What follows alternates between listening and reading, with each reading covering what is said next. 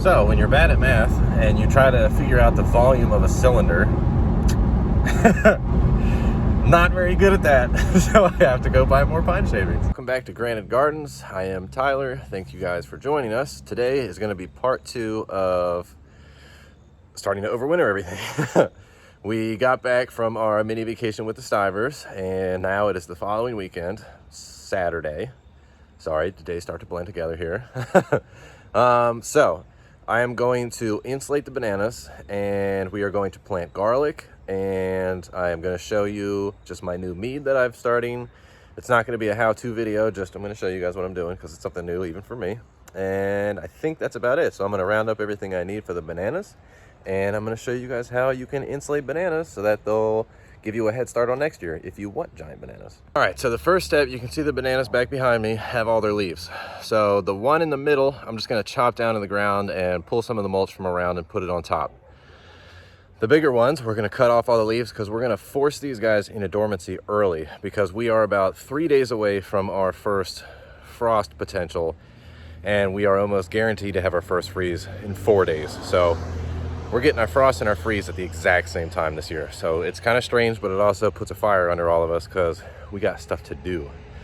So I am going to cut down all the leaves and I'll show you because Melissa's doing a video, so I don't have the little stick things. So I won't be able to do a time lapse or anything, but this is just gonna be quick. You'll get all the information you need to if you have bananas that you want to overwinter. So this is one banana. This is the one that we're gonna insulate along with that one. That one's gonna be the one we're gonna chop down. We're also going to chop down all the elephant ears and mulch over them. But the main thing is if you look here, this is the main piece that's still wrapped around that becomes the trunk at the bottom. But we're going to cut it right about here as straight down as we can. And we're just going to have a big stalk, and then probably about right here is where we're going to actually cut the top off. But that's where I want to do it, but I have to force the stakes into the ground to find out how tall I can actually make this. And however tall the stakes will be, that's as tall as the stem will stay. All right, so as you can see, I have cut all the leaves off and just cut that first leader out of the top, just so I can get it clean enough that I can start working my posts around to build a little frame. All right, so as you can see behind me, I've got the frame. They're about 3 feet across, so 1.5 feet distance to the trunk, which should be more than enough to help insulate it. So now that I got my frame up, what I'm going to do next is wrap the entire thing in plastic.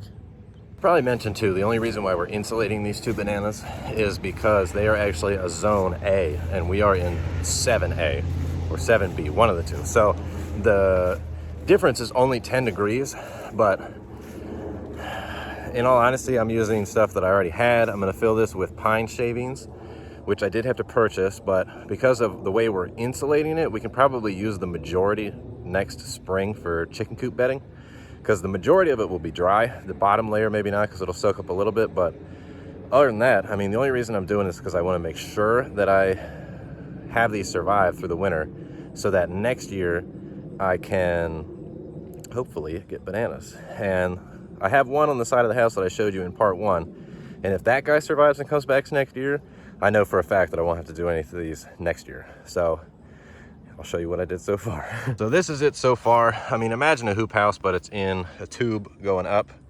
So it's just stakes. There's 6 stakes. I zip tied the plastic on every other stake. You can see some down there.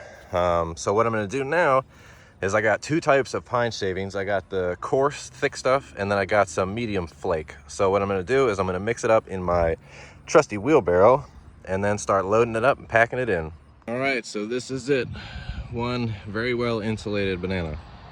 It'll stay like this. So the only thing I'm really too concerned about right now is where I put the zip ties. There's little holes in the plastic.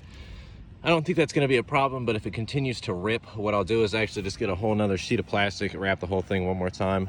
And then this is another spot that I'm worried about, is up here, just because I have zip tied like the whole ponytail at the top. So what I'll probably do is get one more piece of plastic, drape over the whole thing, and secure it. That way there's no rain that sits on the top.